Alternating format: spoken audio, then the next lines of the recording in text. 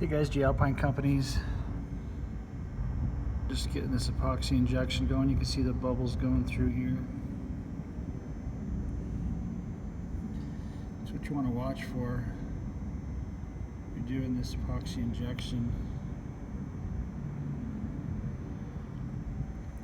It's a slow process.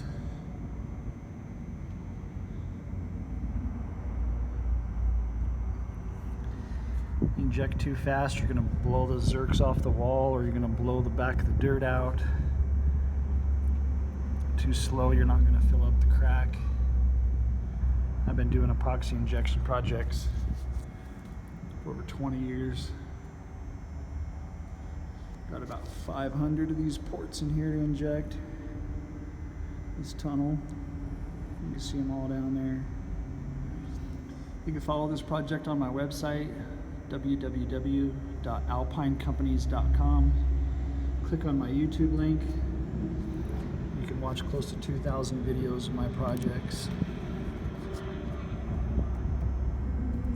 Jade Alpine, little epoxy injection project. I'll keep you guys posted.